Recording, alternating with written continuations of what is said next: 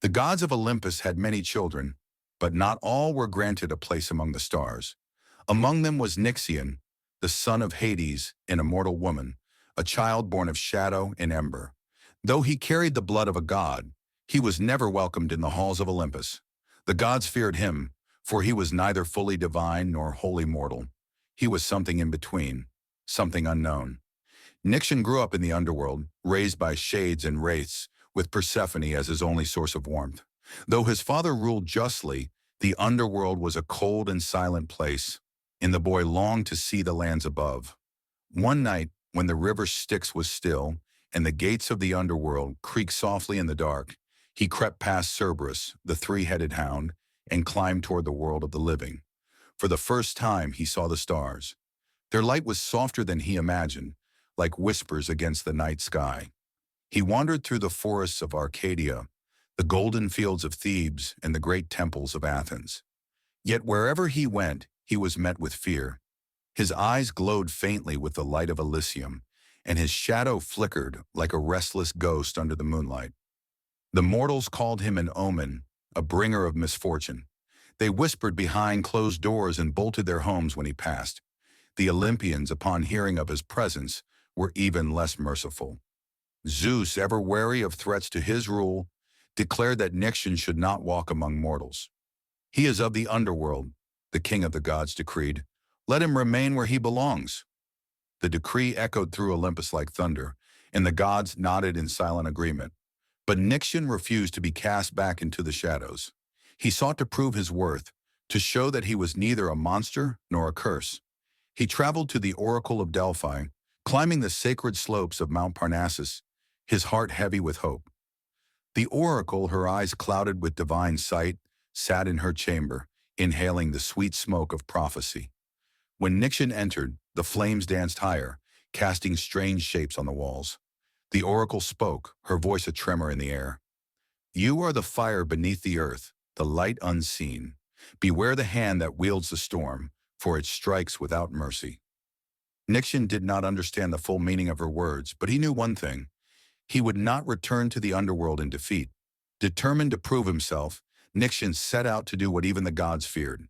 He would descend into the ruins of Tartarus and steal the flame of the Titans, a power that had been lost since the great war between gods and giants. If he could wield such fire, he would no longer be an outcast. He would be a legend. Through the deepest parts of the underworld he journeyed, past the howling fields of asphodel, where the restless dead wandered, and across the rivers of fire and forgetfulness. At the edge of Tartarus, where the shadows grew thick and the air itself seemed to groan, he faced the Elder Warden, a titan left to rot in chains since the dawn of the gods' reign. The warden's eyes burned like dying stars as he spoke. "The flame is not meant for gods or mortals," he growled. "It burns those who seek it." But Nyxion was neither god nor mortal. He reached into the void, into the heart of the Titan's prison, and took the flame into his hands. It did not burn him, it became him. His body was wreathed in black fire, his shadow stretching into eternity. He was no longer a forgotten son. He was a force of nature. But Zeus had been watching from his throne high on Olympus. The moment Nyxion emerged from the depths, the sky darkened. Thunder split the heavens, and the king of the gods descended in a chariot of storm clouds, his spear crackling with lightning.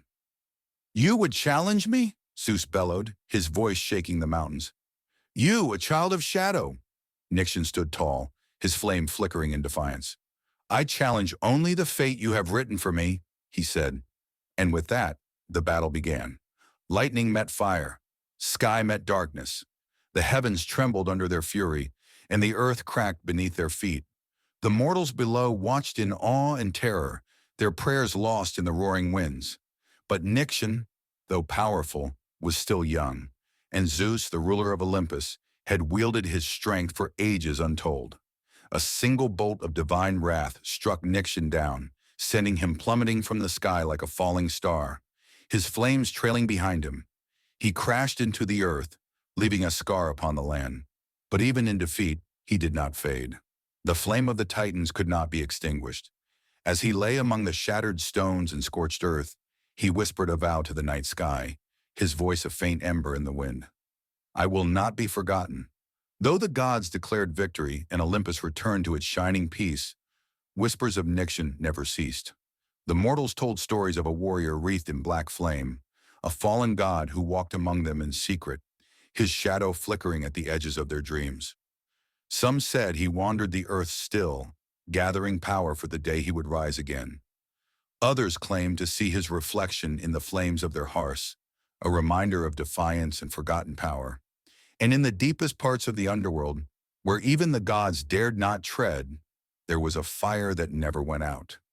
It burned quietly, patiently, waiting for the day when the forgotten son of Olympus would rise from the shadows, not as a god or a mortal, but as something greater, a legend.